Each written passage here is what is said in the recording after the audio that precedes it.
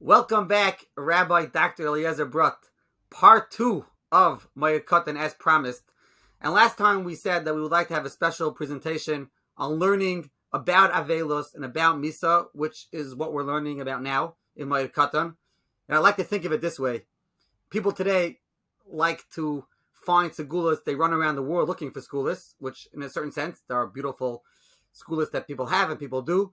But in the same vein, people are hesitant when they hear about doing certain things or learning certain things which may be the opposite of a skula. And there's this, I don't call it a rumor, but there are sources out there about learning or not learning Hilchos Avelos and about Misa. So that's what we want to talk about today. Talk about some of the sources, talk about throughout the generations, did the Jews learn it? And maybe there were those that didn't learn it. Until today, what do the modern day poskim say about this? So, Rabbi Dr. Eliezer Brut, thank you so much for coming back on. No problem. Okay. So, at some point in time, many people in your lives, you've heard that you stay away from learning Masechtas Moed Katan, specifically the last part, because it deals with inyanim of sakana, misa. So I would like to trace today some of the sources for the statement and why one can indeed and should learn this Masechta.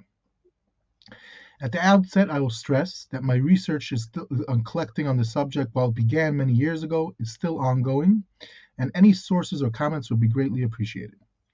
2, I also a disclaimer, I'm not a paisik in any form, so I'm just quoting the sources from any gedolim to tell part of the story. You do whatever you want with the information. Okay, basically when looking around for the sources, you'll come across most quoted sources are a Sefer Hasidim, a piece from a Yosef Aimitz, Chatam Sofer, and a Knesset HaGedolah. I'm going to try to add to these sources a little bit more context and add more sources to talk about the issue in general. Okay.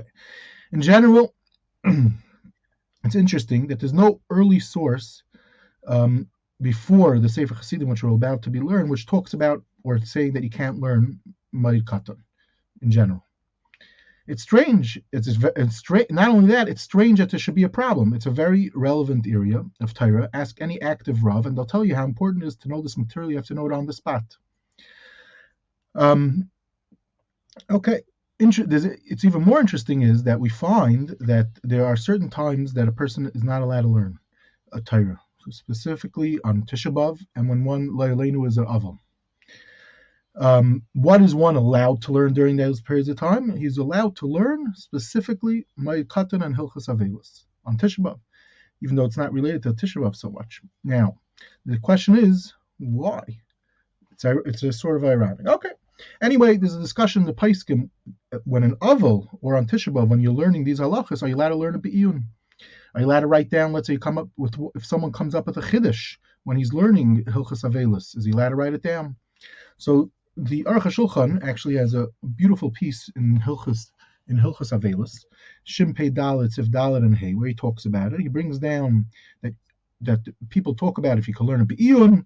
He brings from a chidah that one has to be very careful about it when they're learning, and certainly not to write if someone comes up with a chiddush while he's learning Hilchos Avelos. Anyway, he says just the opposite. Of course, one could, just like in Chalamoy, we find that it's mutter to write Torah because it's a davar ha'ava that's gadol from this. And he says learning Torah, it's different. Ein chanami, you're not supposed to. Torah is about hana, and we know b'kudesh ha'misharim samchei leiv and all these issues. But when you're learning. So that is, if someone is allowed to learn that particular topic and he has a no, that's not that. So he's not doing anything wrong because that he's allowed to learn. So then he comes to the conclusion it's not a problem to learn be'iyun, so to speak. If one comes up with a gevaldik chiddush while he's an aval or on Tisha B'Av for that matter, and one could even write it down. Anyway, that's a side point. Okay, what's the first source? So we mentioned is the Sefer Hasidim. Now, what does the Sefer Hasidim exactly say? It's one of these things, as everyone knows. When you look it up many times, you look it up inside and you learn the source carefully, a lot of times the story turns out to be much different than the way it's said or brought down. Okay, here is one such case. Sefer Hasidim is this particular piece comes to us in a few. We're not going to go through the exact differences in the Girsais of the Sefer Hasidim. There are different editions of Sefer Hasidim. It doesn't play such a role in this piece. Bottom line is as follows: the Sefer Hasidim says in Siman Reish Samach Aleph, that is the standard edition of the Sefer Hasidim. Whereas if you're using the Makita Nerdamim edition, which is based on the manuscript, that would be Siman. I think it's Siman Aleph. Okay, it says like this: there are certain mitzvahs. If you see a mitzvah is buzui, that people are not doing it in your city, certain areas of Torah that they're not learning, such as kachim, or he says Moed Katan, parak misha mesu. You shall learn it, and then he says v'tekabel schar gadol keneged kulam, ki hein dugmas meis mitzvah. It's mamash a meis mitzvah. And he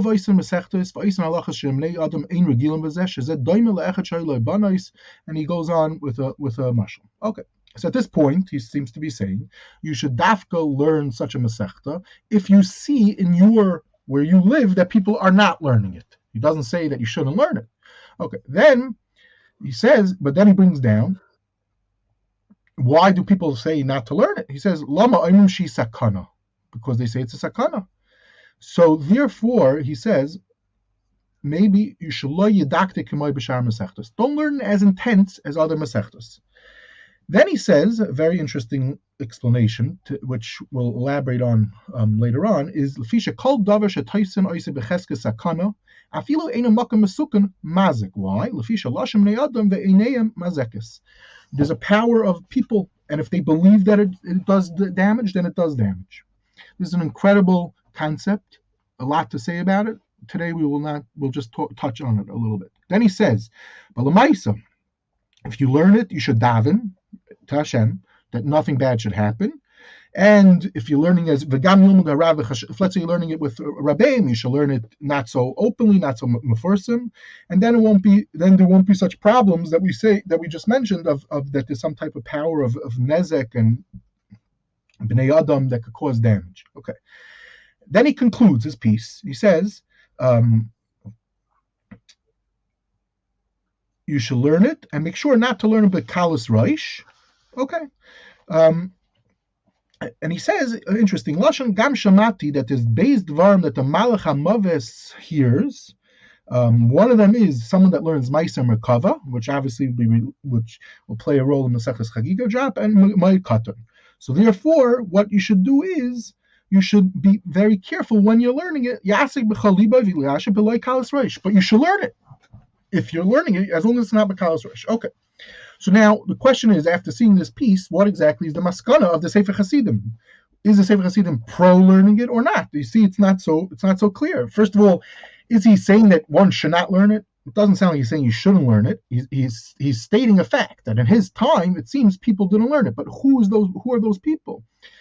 Most likely, and we'll see this, hopefully we'll try to document this much more clearly, he's not referring to the Gedolim and people like that. They did learn it, but there seemed to be some type of, got people nervous. He even explains why, and that's what happened, but not that it's usher to learn it in any form. But if you're nervous about it, he says it's how you should go about learning it. Be careful, not b'kalas reish.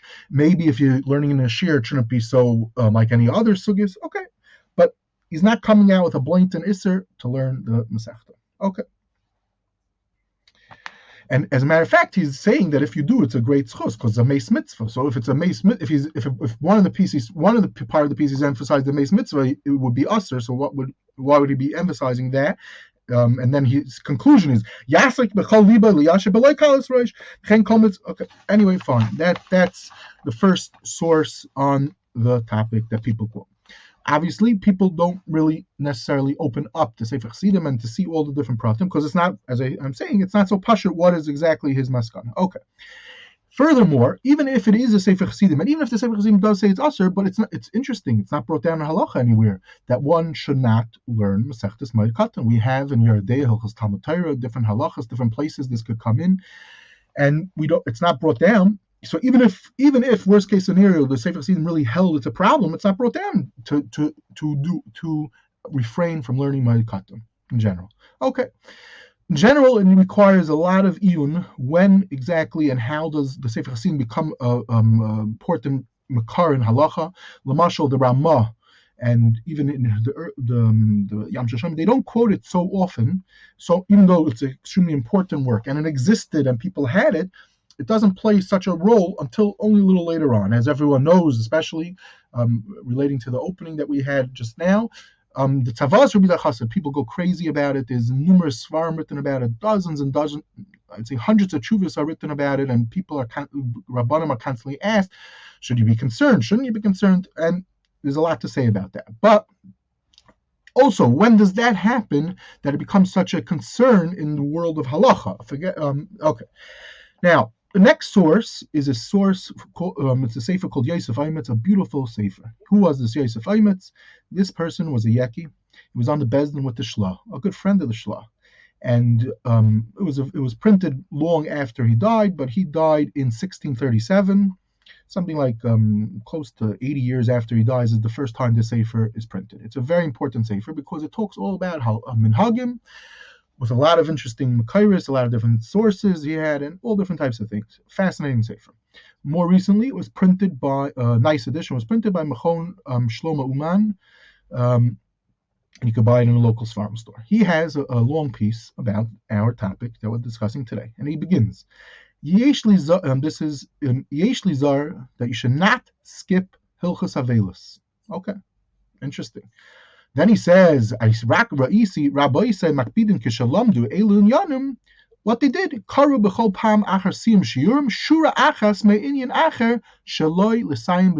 that's all they did.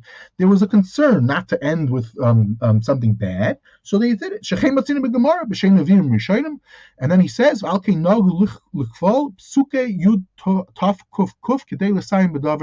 referring to the known minig by certain haftarus. We chayzer a pasuk to be that it should be Messiah with a davar tov.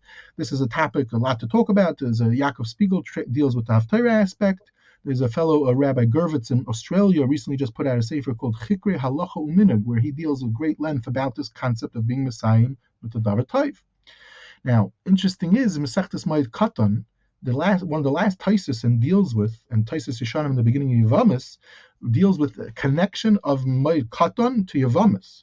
And in this thing, in this Taisus, it deals with. It says that once we start with we begin Nashim with Tesvav Nashim and Zeshailut, we're talking about death and people dying. It shouldn't start out of Masechta like this. And we say because we want to be Saimich Paranios to Paranios. We say my Katan was dealing with Avelis Paranios, so we attach it, which is very interesting because we know that in Daf Yomi we're going to be starting soon Chagiga. What's going on over here? So we see that at one point, and at least according to some Rishonim, had that Moed Katan was the end of the Masechta. That's the shot. But we see this Nakuda is that what the Yosef Aimitz is pointing out. It's not a terrible, at least at this part of the piece. It's only because of being Messiah and a davar tov. So what did his Rabbein do? They used to end off the shir with a davar tov, but it sounds like they learned it. It sounds like okay. Now, another point is that this sefer Yosef Aimitz, there was a fellow, a contemporary of the Yosef Aimitz. His name is Chaim Ulma, and until very recently, his ha'aris on the Sefer Yosef Aimitz was in manuscript. It was known. There was a fellow Yitzchak Zimmer who recently wrote about it. Wrote about these hagais, but it was never available. In this new edition, they put in these ha'aris throughout the Sefer. Also, tons of fascinating material. So this Chaim Ulma on this piece, he says that there's a mazik that's memunah, that if you don't finish with a davar tov, it's going to start doing different things. It's similar to this famous malach that's brought down actually in halacha. If you don't close a sefer, you're going to forget what you learned. Okay, anyway, fine. Then the Yosef Aimitz, going back to this, the Yosef Aimitz goes further in the piece, and he says he saw people, what they did, big people, that when they learned chulin in yeshiva, they had geyser a tainus beforehand. Why? So it shouldn't be mekatrig on the Talmidei Chachamim when you're doing Hilchos Shchita. So what happens is people are showed it on themselves. So to be mekatrig, the actions have consequences. And he says, my father, when he used to give shir on the Rif, Masechtas Chulin, and on the Rif on Yevamis, and he says he thinks also on Moed Katan, because it talks about Yanim Misa, there was a fast before the yeshiva. So there's an eitzah. You can learn the Masechta, just fast. Now, what's happening over here is, if you note, in this piece, we now just extended. It's not only Moed Katan to be nervous about, it's also Yavamis, and it's also Chulin. Okay. Agav, we see that they learned Rif in those days also, but that's a side point. Okay, now back to this Chaim Ulma. He has a ha'ara on this piece also, and he brings down that from the Kabbalah Harizal that you can learn it. The only issue is if you're learning it Shaloi L'Shem Shamayim or Lakantor or something like that. But if you're learning it, that's when there's a kitrug and there's a sakana. But if one is learning it with the right intentions, it's not a problem. Now he throws in, we just mentioned Yavamis and Chulin, he throws in also Baba Basra. But if you're being Isaac L'Shem Shamayim, there's no problem. Okay, so what just happened over here, if you note, is that a few more Masechtas got mixed in. It's not only Moed Katan, we got our Chulin, Yavamis, Baba Basra. Okay, fine. Then he just says, he ends up, then the Yosef Eimitz, going back to Yosef Eimitz, he goes back that he saw his Rebbe who would never skip. Even the things that we didn't understand, they learned it. And then he concludes with the Sefer Hasidim. He brings the Sefer Hasidim. He says, and this is the quote, Meirich Moed begadol haskar shel haloi mimash ein acherim regilim lilmoid, v'chein b'mitzvahs she'ein acherim oisnu ba, u'v'chein mitzvah gedolah lilmoid gam l'septish ein dinim noigim zman hazeh. That's also kachim. That's another aspect, another discussion. But you see, what does he say the conclusion is of the Sefer Hasidim? There's a mitzvah to learn things that others do not learn. Now, what about the other aspects of that the Sefer Hasidim mentioned about Shema? He already took care of it, and Chaim Ulma also. And they have a different eitzah, which is tainus. Okay, fine. Now, bottom line is that, so you see the Sefer Hasidim all of a sudden got very cut, very short, and it's mentioned very briefly in this thing, and it's mentioned Adarabah to learn the Masechta, and it's a big schus, a meis mitzvah. Okay, when is the first time the Sefer Hasidim is mentioned? There's a fascinating Sefer called Yalkut Chadash, printed in 1648. I'm not going to get into the whole story behind the Sefer. There's a lot to talk about it. The Magen Avraham brings it down a few times. Today it's an obscure Sefer. Very few people know about it. I mean, it's available. Baruch Hashem, we have Hebrew books. It's a Chachma. And he's the first person that brings down the Sefer Hasidim. So you want to know how he brings down Sefer Hasidim. Interestingly enough, he says, people don't learn Moed Katan.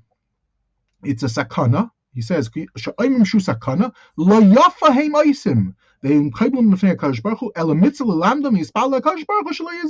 So he's bringing down from the Sefer Hasidim, how should you do it?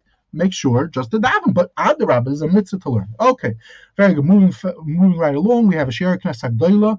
He brings this down, and from here on, everyone quotes the Shiur Knesset HaGedolah. He says, he brings down, what should you do? Lo yidaktik k'may shar masechtos. That's what he brings down from the Sefer Hasidim. Then he says, this is him talking, he says, I heard that in Kushta, people don't learn Erevin, Nida, and Yavamis. Now we already saw about Yavamis. We never heard anything about Nida or Erevin. What's going on? So he says, what's the reason? The Rashi Tevis are Ani.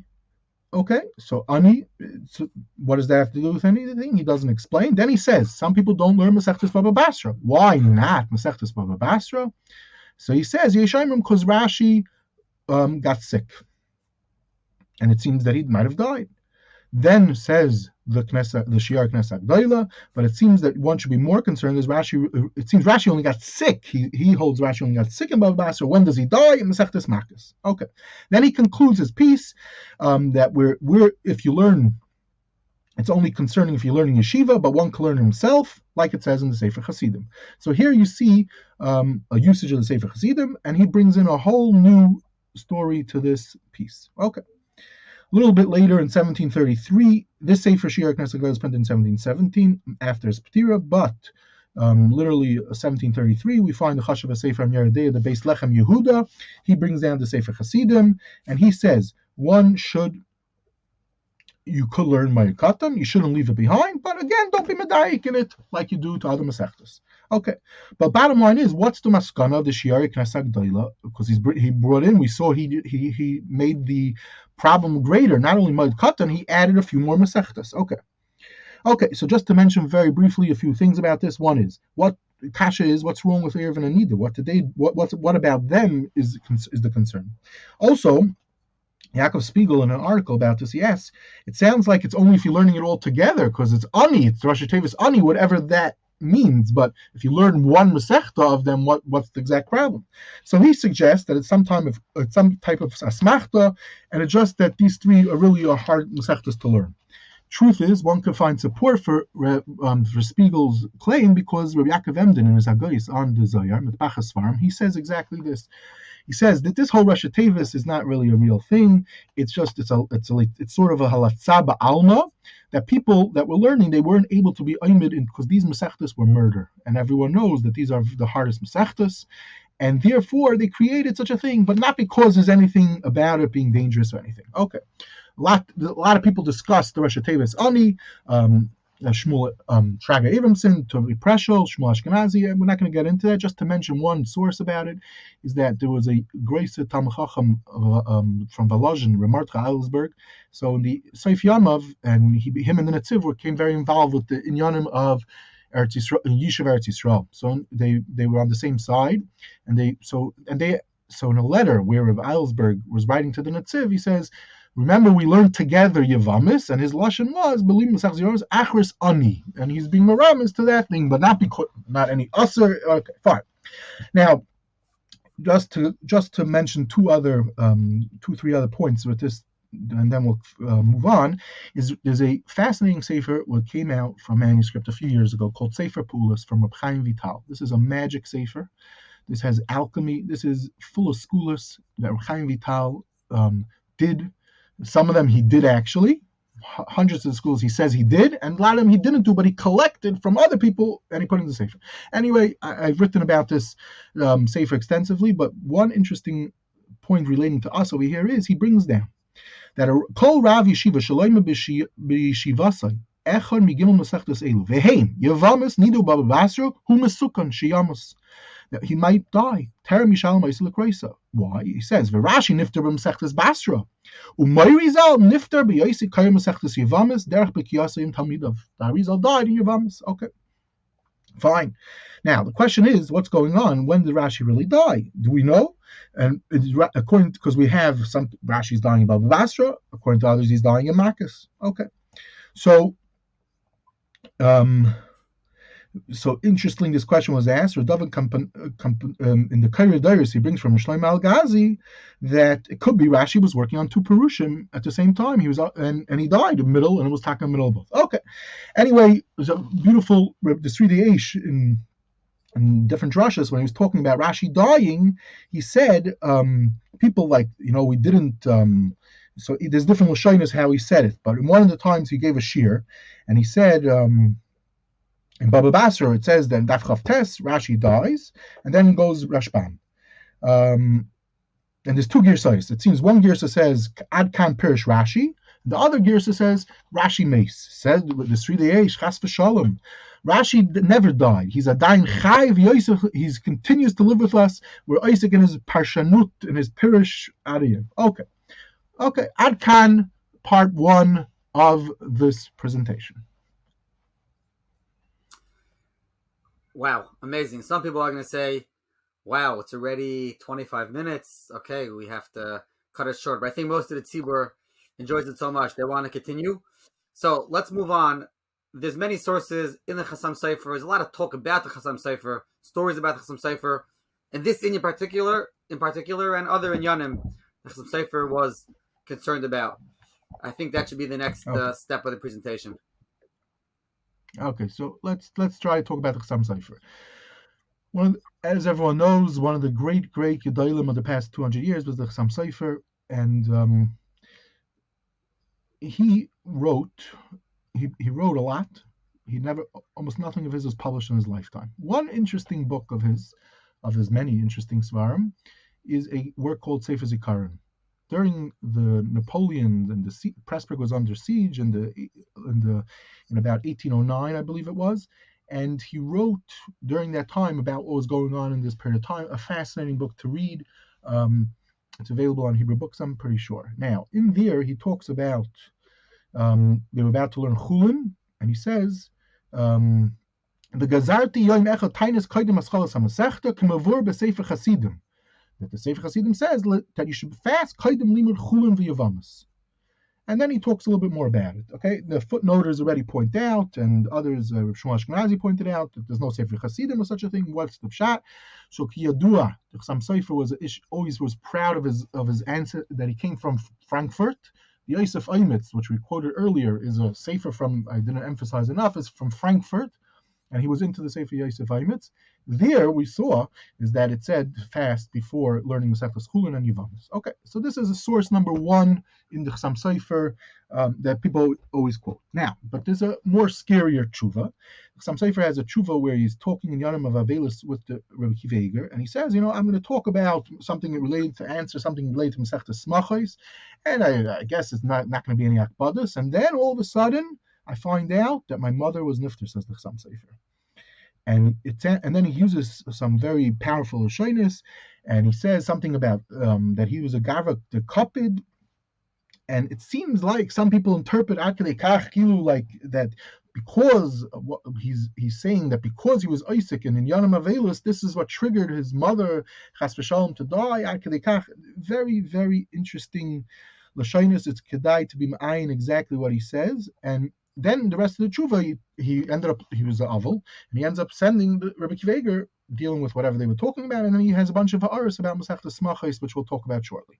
Okay, now a similar story is mentioned about the Ksav Sofer that he was giving shir on Gittin, certain sugi on Gittin towards the end, and he stopped for various reasons, and he stopped also similar type of thing, and even though it's interesting, we know that the Chatam Sofer gave shir on that particular sugya. The sugya is the sugya of Hayotze Bekavler, which is also talking about Misa. So the Ksav Sofer stopped also, but as I said, it's clear the Chatam Sofer gave shir on that sugya. Okay, but people bring down on the Chatam Sofer there's a crazy amount of literature in general. So they quote the mashal that Masechtas Baba Kama he was learning until Davav, and then he saw there was a lot of nezikin of fires and damages were going on in the city of Pressburg. He stopped learning Baba Kama. He attributed it to them learning Baba Kama. In a different drasha, in a different makar, it's brought down that at one point they were learning Chulin, and then at a certain point in time he wanted to go through it much faster. Remarkable things to Chatam Sofer. There's another source with the Chatam Sofer that they were learning Baba Kama, and there was, I don't know if it was the same years, and there was fires. Okay, so there was a yid that lived in England, Moed Katan in the Chatam Sofer writings, like unbelievable. His name was Avram Shisha, and recently they put out a sefer of his material, that various materials that he printed, published, and some that he didn't publish about the Chatam Sofer. And he had that the Chatam Sofer in the beginning of Baba Kama wrote some type of notes to himself. We have it, and it said when he's in the beginning of Baba Kama, he talks about that he should have Yeshuas, and then he says some type of lashon. The Chatam Sofer says he should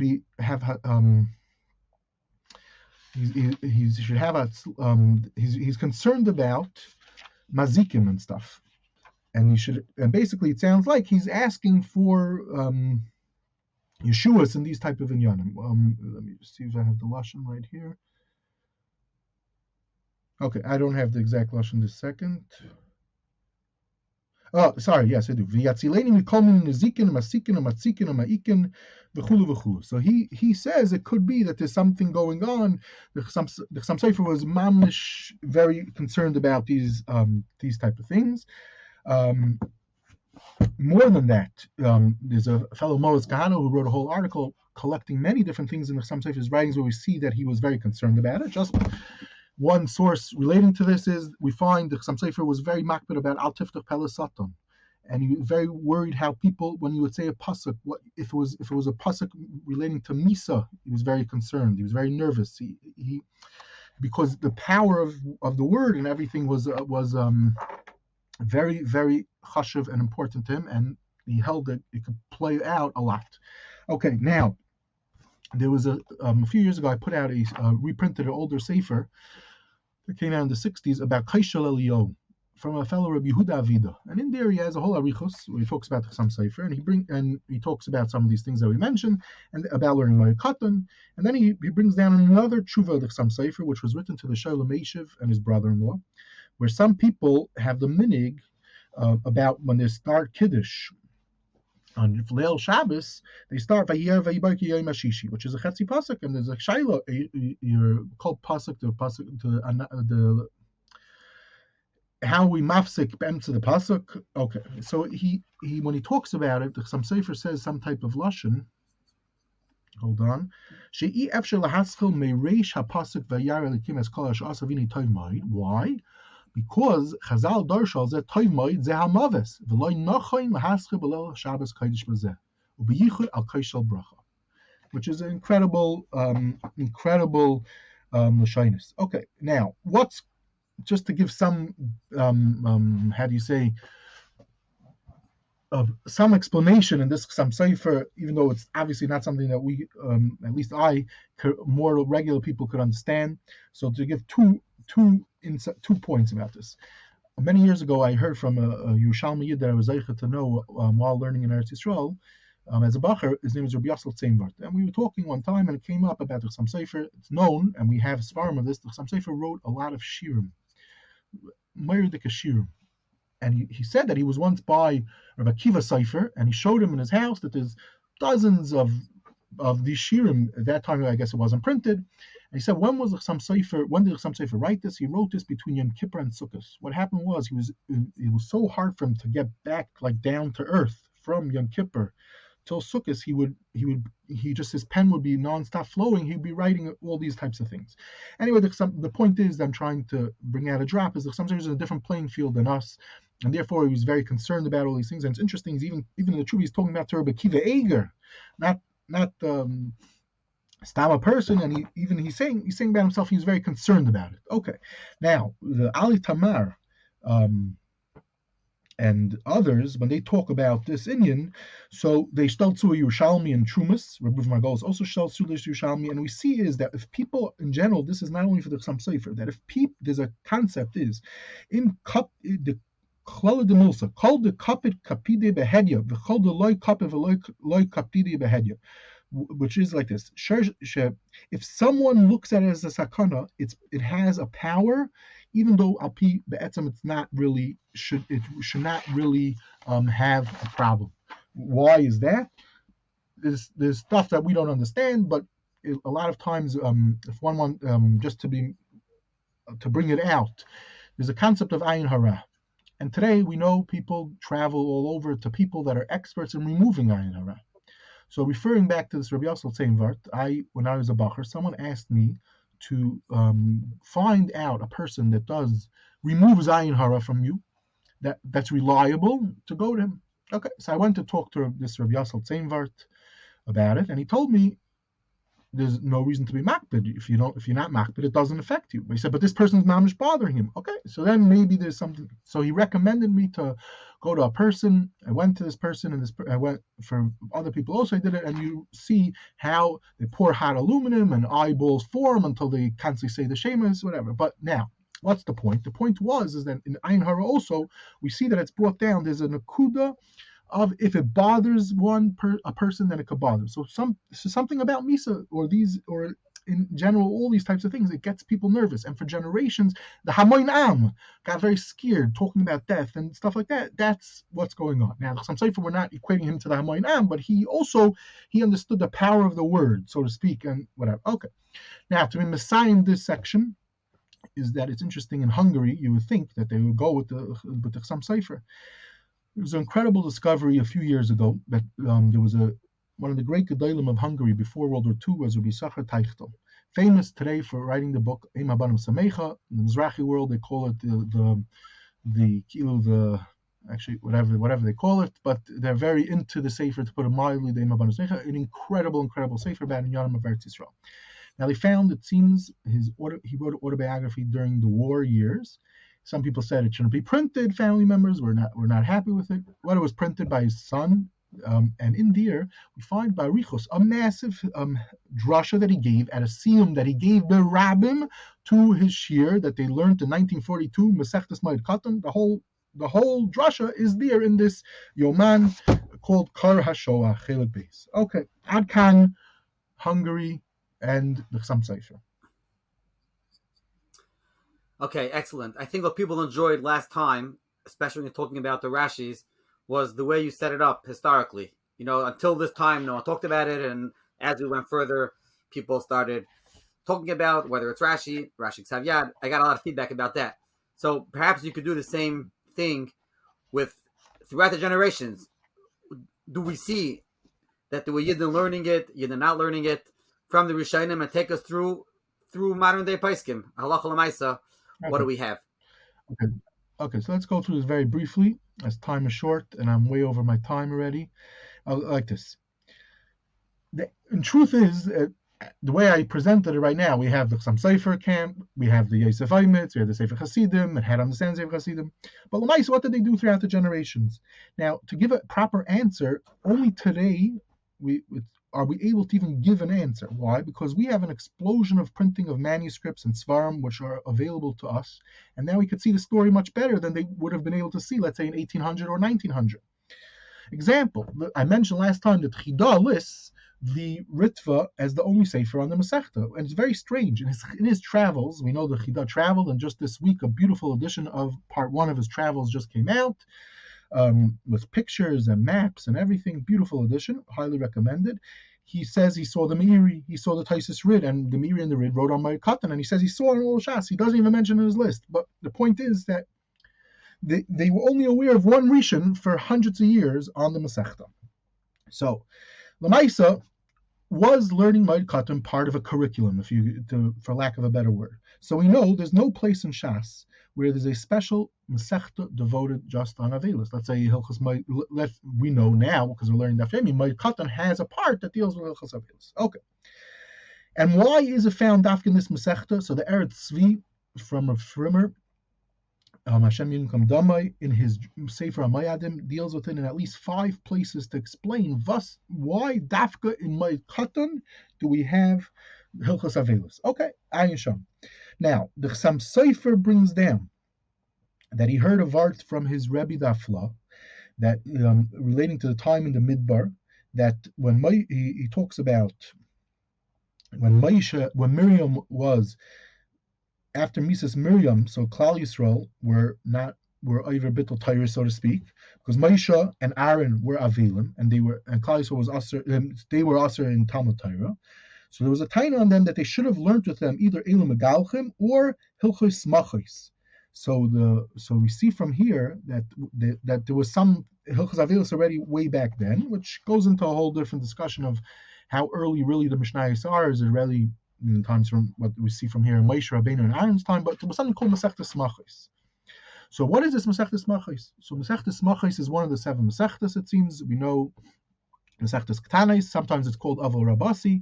It's even quoted in the Gemara Moed Katan. Rashi Mesechtes Ksuvis refers to Avol Rabasi. Mesechti, the Kainos Ismachis, Vizuhi Mishnah Rishayna, and he refers to the Mishnah Rishayna. We have this work. It's printed in the Shas Vilna. You'll find that we found more pieces over it in recent years. And there's English edition from a fellow Dov Zlatnik, and Oiz V'Hadar includes it in their fancy Shas. I mean, in the Shas HaMavor. They're printed as a separate volume. There's many Mefarshim written about it, but interestingly, not in the first few hundred years after it was available. Somehow, in the late 1700s, all of a sudden, a few different Perushim are written on Masechtas Machos. Just to mention, there's a Binyan Yeshua, Nachlas Yaakov, a Simchas Yehuda, and some others. They can all be found in this Oiz V'Hadar volume, Masechtas Machos. I'm not sure if it's still available. And there's also Rabbi Shai Berlin wrote Haris that can be found in the Tiferes Yisrael's Father Sefer, and the Gra, throughout learning Bir HaGra on Yeridea in Hilchos Avelis, one will come across his usage of Masechtas Machos. Karen Oyer used it. One of the first farm that were printed of the Gra actually was his nusach of how he held the Masechtas Machos is supposed to be. Now, what's so interesting is that the Maratz Chayes writes about Masechtas Machos that many times people talk about things relating to Misa, and they say, oh, there's no Makayos for it. And if you, in Yanim of Sakana, and he says, if you open up the Masechtas Machos, you'll see that that's, a lot of times, that is the source, that there really is a source, of a real, proper source. Okay. The Meiri at the end of the Sefer, he collects stuff from Masechtas Machos. Okay, this is, how early is the Masechtas Machos? It seems it's very, very early. As I mentioned, even the flaw is saying that even in the time Moshe Rabbeinu, that it might have existed on some level. Okay, fine. Now, but moving faster, after we have Chazal, the Ga'anim. What about Ga'anim? Now, what did they learn these Masechtas? So in general, there's no real map. No one really ever mapped out what Masechtas did they learn from the Ga'anim period, and even in the Rishonim time. There's a massive book on yeshivas from Mordechai Breuer. He does deal with it. He has sources about it, but not a lot. It doesn't give you a full picture. But Lamaisa, if one takes out the Sefer Eitzer Gainim, you could see there's a lot of pieces of material on Masechtas Moed Katan. Actually, it's called Masechtas Mashkin. Okay, whatever, fine. We already discussed that last time. Now, moving forward, Rabbeinu Chananel also wrote Pirush found on the side of Yeshas Vilna. But when does that come to print? Only in the 1880s. But at least we see that as far back as then, after the Gainim, they're learning Moed Katan. There's the whole Masechta. There's a Ritz Gaius, Ben Diary of the Rif. But this Sefer is also, when is the first time it's published? In the 1860s with an extensive Pirush of Bamberger.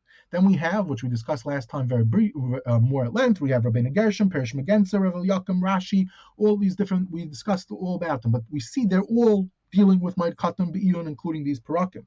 There's a Sefer, which I did not mention last time, a very chashuv Sefer, also a discovery only past 120 years, a Rav Shlomo ben Yasim, interesting where his name comes from, also discussed by Richos in the Hagdama of the beautiful edition, which is available on Hebrew books.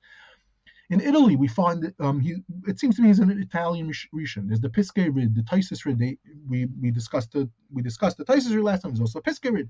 Then there's the Meiri, there's a Michtam, there's a Ma'iris, a Rimalun Hashlama. All these things are only 100 years old. What I mean to say is they're hundreds of years written, but we didn't have them. The Ravid we discussed last time is a lost work. So we see that they were learning the Masechta, the Gedolim. Doesn't mean that the Shiurim were based on that. This is a question that's very hard to answer. And to another very important Sefer that one must mention is the Ramban. Ramban wrote a Sefer called Teiras Adam. It's first printed in 1518. It goes till 50. Then the next edition is 1595, and then it disappears. We say most people didn't have it.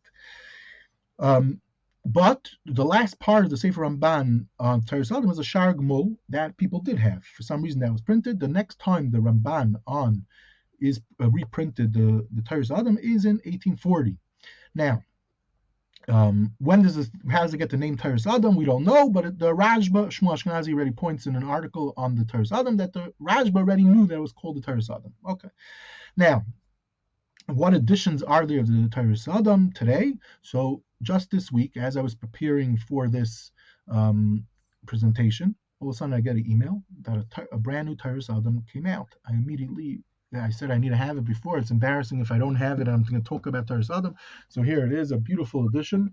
It's over 600 pages, footnotes based on all the manuscripts, indexes, a beautiful, beautiful job. Earlier, if one wanted to use the Teiras Adam, one had to use the Shvel edition found in the Kisvei Ramban.